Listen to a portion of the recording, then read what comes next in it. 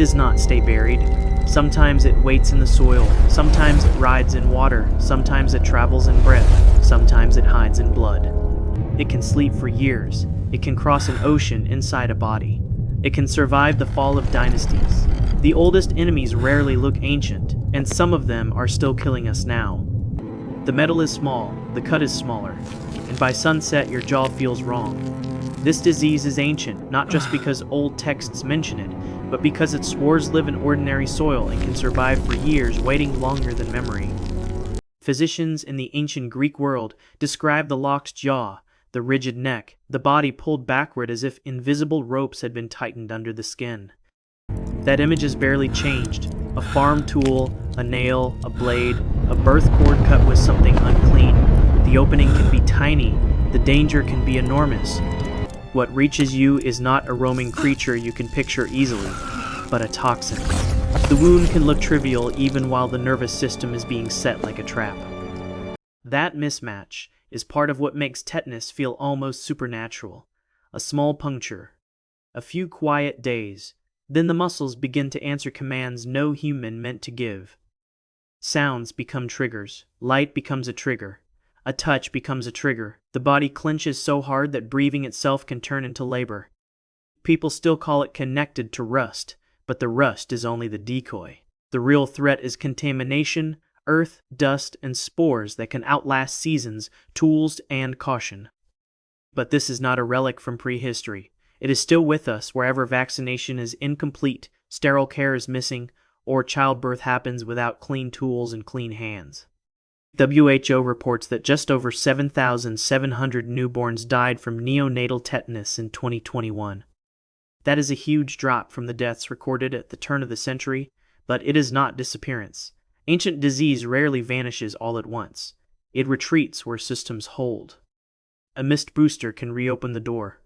A contaminated blade can reopen the door. An umbilical cord cut in unsafe conditions can reopen the door. The strange part is that surviving tetanus does not even grant natural immunity. A person can face it, live, and still remain vulnerable to it again. For something so old, it is unnervingly current. It waits in the same earth beneath a ruined temple, a village road, a construction site, and a modern garden. The well looks clear. The cup is cool.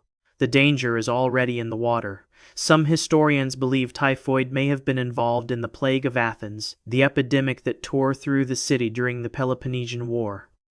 That theory remains debated, and it should remain debated. Ancient disease rarely leaves a neat signature. It leaves fragments, graves, and arguments.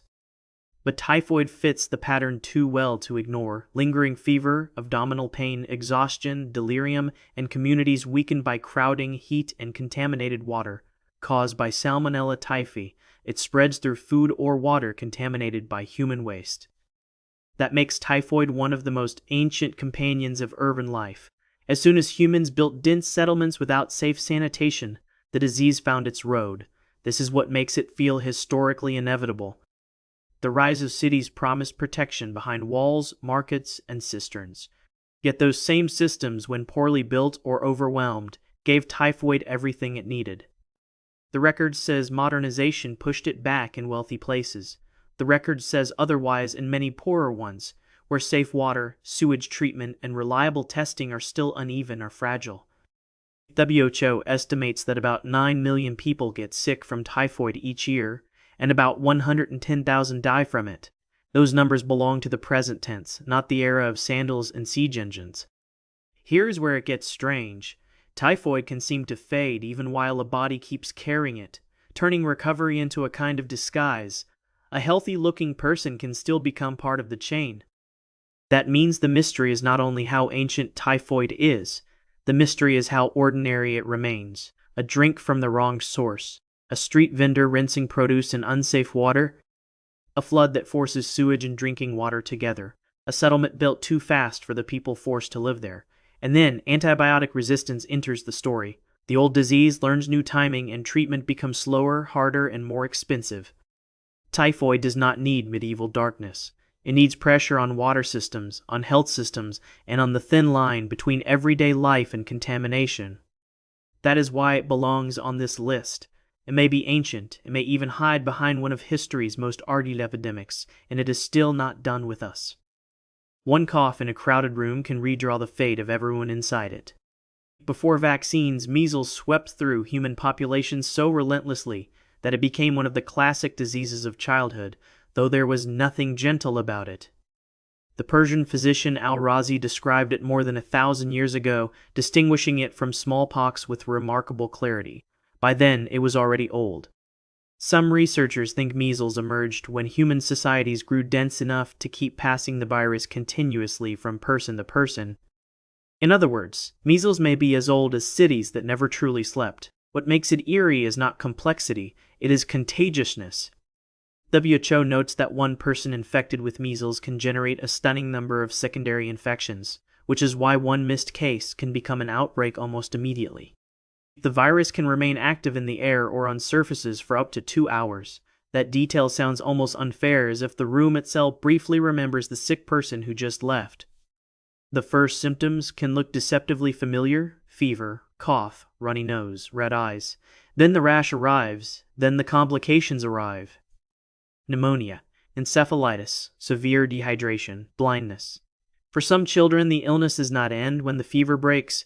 Measles can also weaken immune memory, leaving the body more vulnerable to other infections afterward. The illness steals twice. WHO estimates that 95,000 people died from measles in 2024, mostly unvaccinated or undervaccinated children under 5. That number feels impossible in an age with a safe, inexpensive vaccine. But ancient diseases do not vanish because we solve them once on paper.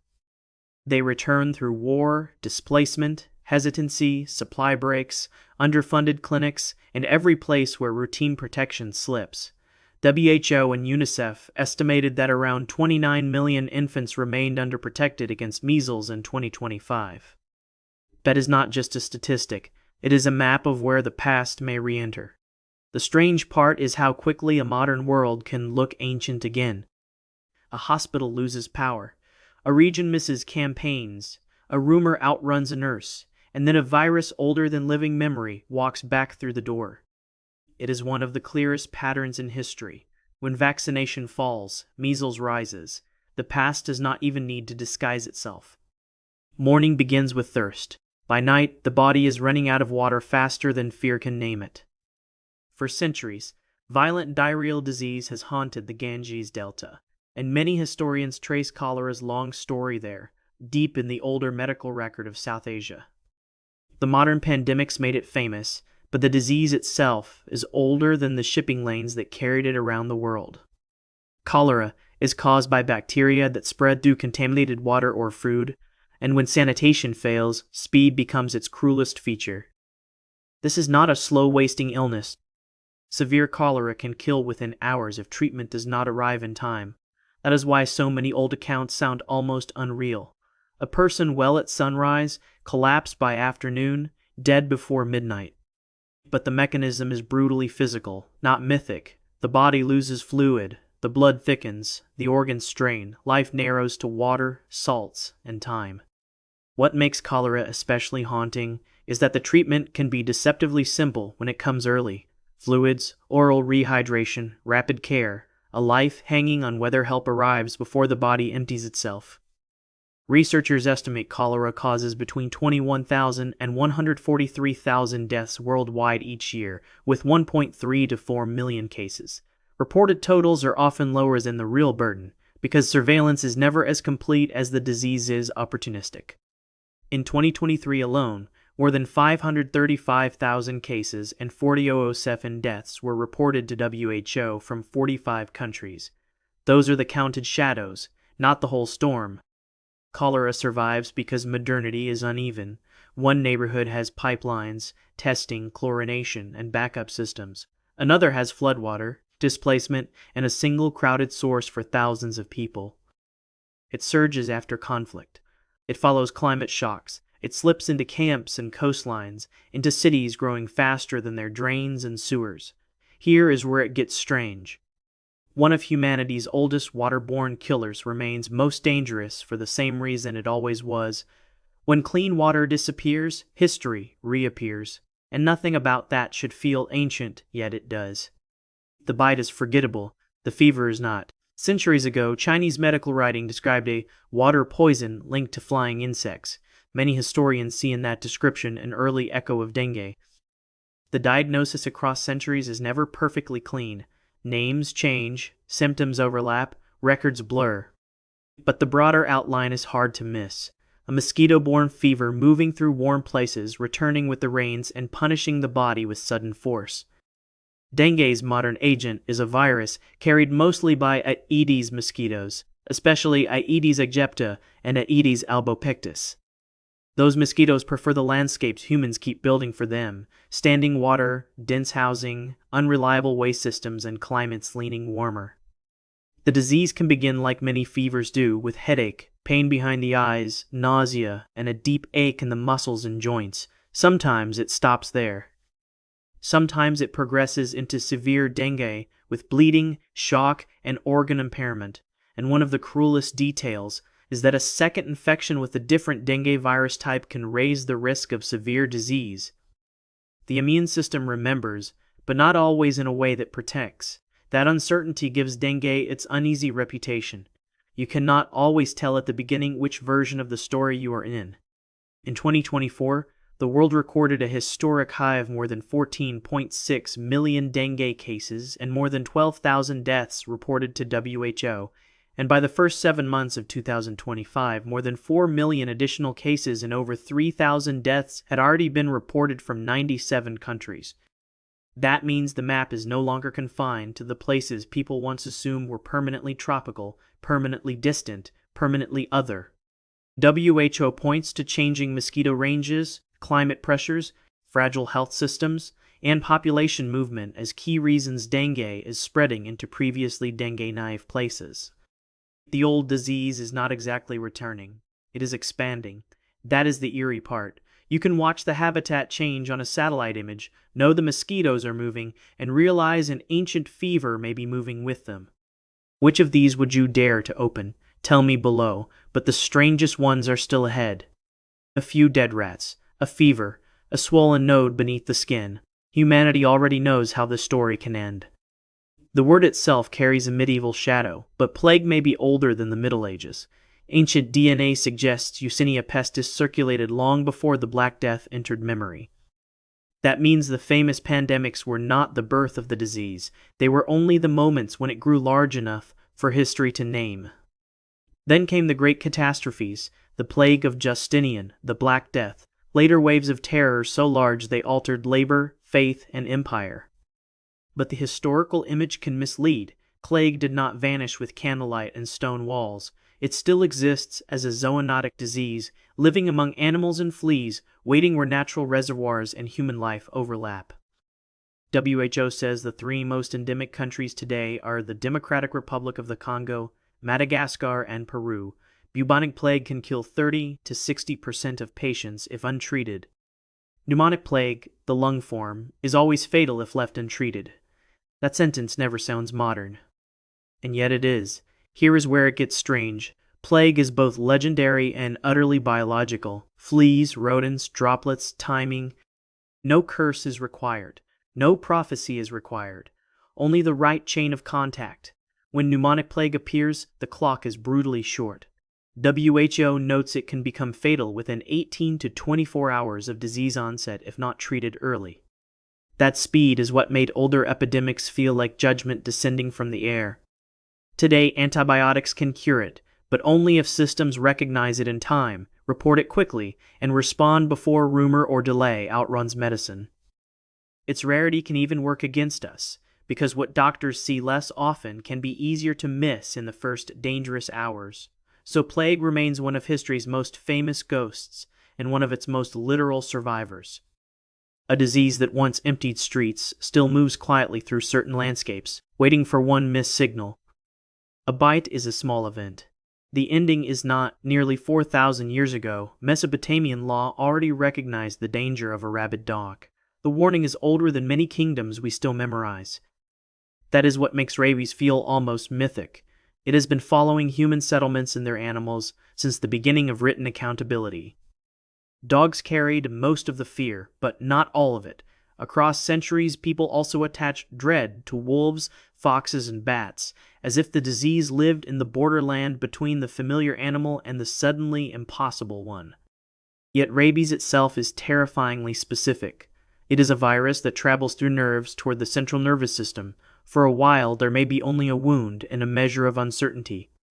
Then fever, then agitation, then confusion, then spasms, then the horror of swallowing becoming difficult, painful, or terrifying. Once clinical symptoms begin, rabies is essentially a death sentence. WHO states it is fatal in 100% of cases after the virus reaches the central nervous system and symptoms appear.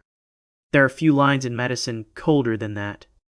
And still, rabies kills an estimated 59,000 people every year, mostly in Africa and Asia, with dogs responsible for the overwhelming share of human transmission. The tragedy is not mystery alone. It is preventability. Dog vaccination works. Post-exposure treatment for humans works. The ancient horror continues largely where access, cost, distance, and awareness fail. Imagine the emotional geometry of that. The cure exists, but the road to it is longer than the virus can be allowed. A child is bitten miles from a clinic. A family waits. A dog disappears. A window closes. Here is where it gets strange. Rabies still feels like a curse because it behaves like one, creeping inward after the visible moment is over. The bite heals. The danger does not. It may be one of the oldest fears humans ever inherited from an animal, and it has not yet released its grip. Not every ancient killer announces itself with fever and panic. Some work in silence. That is why hepatitis B belongs so high on this list. It feels modern only because we named it with laboratory precision. The virus itself is far older than the name. Genetic evidence has recovered hepatitis B viral DNA from ancient human remains, suggesting a relationship between this virus and our species, measured in millennia. In other words, this is not a recent invader. It may have been traveling with us through migrations, births, trade, sex, blood, and care long before written medicine could describe what it was seeing. Hepatitis B attacks the liver. Sometimes the infection is acute and passes. Sometimes it remains, slowly reshaping the organ over years. That long delay is its most unsettling trait. A person can feel well while damage accumulates in the dark. Cirrhosis does not arrive with theatrical timing. Liver cancer does not care whether exposure happened last month or decades ago, and infection early in life can be especially cruel. When hepatitis B is acquired in infancy or early childhood, the risk of chronic infection becomes dramatically higher. That means the oldest route may also be the most intimate, mother to child at birth, life beginning under the shadow of a virus older than history books. The record says ancient disease looks like sudden plague carts in collapsing cities. Hepatitis B reminds us the oldest threats can also whisper. WHO estimates that in 2024, hepatitis B caused about 1.1 million deaths, mostly from cirrhosis and primary liver cancer. That is an astonishing modern toll for a virus most people never picture beside older historical monsters. Much of its spread has always been woven into ordinary human life: birth, sex, blood exposure, unsafe medical practice, reused needles, and unsterile tools. Ancient roots, modern consequences. The strange part is how invisibility protects it. Millions of people can live with chronic infection, and many still do not know they carry it. Vaccination can prevent it, treatment can save lives. Yet a silent disease can be easy for communities and governments to underestimate, especially when the killing happens years after the first moment of transmission. Some ancient diseases frighten us because they roar. This one should frighten us because it can wait. Night falls, a mosquito lands, an empire changes course. Few diseases are more deeply braided into human history than malaria. Ancient Chinese texts describe intermittent fevers, and Greek writers recognize the swamp-linked pattern centuries later. Even old Egyptian remains have been examined for signs of malarial infection, pulling the disease's shadow back toward the earliest states. What made malaria ancient was not just the parasite itself, but the landscape it loved: standing water, warm air, mosquitoes, and human settlement meeting at the edges. Whole regions learned to fear certain seasons, certain marshes, certain evenings when the air looked harmless and was not. Armies stalled in wetlands. Workers sickened near irrigation. Families learned that dusk could carry more than quiet. Malaria begins with a bite, but the real violence happens in the blood. Parasites invade the liver, then red blood cells, multiplying until fever, chills, anemia, and weakness turn the body into a battleground. Children bear the worst of it. Pregnant women do too. The very young often have the least room to survive the cycle. In 2024, WHO estimated 282 million malaria cases and 610,000 deaths worldwide. About 95% of those deaths were in the WHO African region, and children under 5 accounted for roughly 3/4 of malaria deaths there. Those numbers are so large they can numb the mind. But malaria has always hidden inside routine: a village pond, a rainy season, a torn net, a clinic too far away, a medicine stock out at the wrong moment. That is how an ancient disease stays modern, not through mystery, but through repetition. And then it gets stranger. Even where tools exist, bed nets, sprays, tests, drugs, and vaccines, the disease keeps negotiating with resistance, conflict, weak access, and climate pressure. Malaria does not belong to the distant past. It is one of the oldest conversations between humans, mosquitoes, and habitat ever recorded, and it is still speaking in blood. It arrives in a cough so ordinary that whole centuries learn to mistake it for weather. Of all the ancient diseases on this list, tuberculosis may be the one that has walked beside us the longest and hidden itself the best. Evidence consistent with tuberculosis has been found in ancient human remains, including Egyptian mummies, and classical writers knew the slow-wasting illness well enough to fear it by name. The Greeks called it phthisis, later eras romanticized it, then dreaded it, then promised science had finally cornered it. But tuberculosis is patient. That has always been its gift and our problem, caused by bacteria that usually attack the lungs. TB spreads through the air when an infected person coughs, sneezes, or spits. It can smolder for months. The symptoms can be mild at first: weight loss, night sweats, fatigue, a cough that lingers longer than common sense says it should. That slow rhythm is part of its power. A person can keep moving through family, work, buses, mines, dormitories, and clinics before the danger is fully seen. Tuberculosis also exploits the exact weaknesses history keeps manufacturing: poverty, crowding, undernutrition, HIV, tobacco use, fragile care, and interrupted treatment. Then comes the twist modern people were not supposed to face again: drug resistance. Multi-drug resistant TB is harder, longer, and more expensive to treat, and global access to treatment still lags far behind the need. The oldest enemy has learned how to survive our partial victories. In 2024, WHO estimated that 10.7 million people fell ill with TB and 1.23 million died, including 150,000 people with HIV. That made TB once again the world's leading cause of death from a single infectious agent. Read that twice. The oldest seeming disease in this countdown is not merely surviving, it is still leading. Here is where it gets strange. Tuberculosis is both preventable and curable, yet it remains anchored wherever the social fabric is thin enough for air and neglect to work together. WHO estimates that about 1/4 of the global population has been infected with TB bacteria. Most will never become sick. Some will. And no one can read that future from the first breath.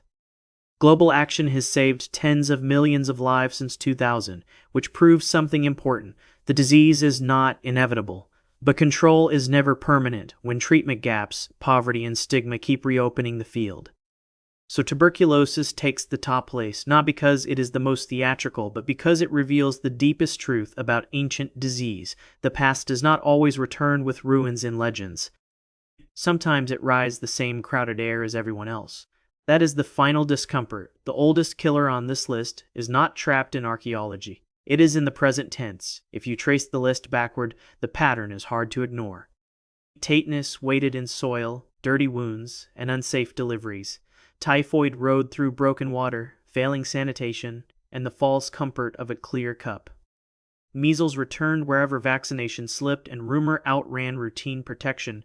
Cholera turned thirst itself into danger. Dengue expanded with mosquitoes, heat, rain, and crowded urban edges. Plague survived in animal reservoirs, and the brief fatal clock of misdiagnosis. Rabies kept its ancient pact with dogs, distance, and delay. Hepatitis B hid in blood in silence, killing long after the first exposure. Malaria kept breeding in the overlap between mosquito, water, and human vulnerability. Tuberculosis stayed in the air, in the lungs, and in the social conditions that let an old bacterium outlast modern promises. Different microbes, different routes. The same unfinished argument between history and infrastructure. The lesson is not that the ancient world was uniquely cursed, it is that our world still contains ancient conditions in modern form.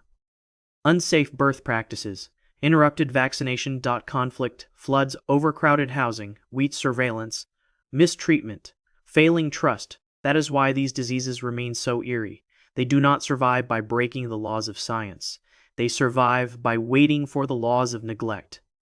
And maybe that is the real forbidden history beneath all of this. We like to picture the past as sealed behind museum glass, but the past leaks. It leaks through water lines, travel routes, warm nights, supply gaps, and the space between what medicine can do and what people can actually reach. So when you hear the words ancient disease, do not picture only skeletons, plague masks, and carved tablets. Picture a clinic without refrigeration, a family without transport, a settlement built faster than its drains, a child one missed dose away from history. If this list caught something you had never connected before, subscribe, because there is much more buried in our past than the past. And if you want the next descent into lost warnings, sealed histories, and the strange truths history keeps repeating, stay close. Some mysteries are buried, others are breathing beside us.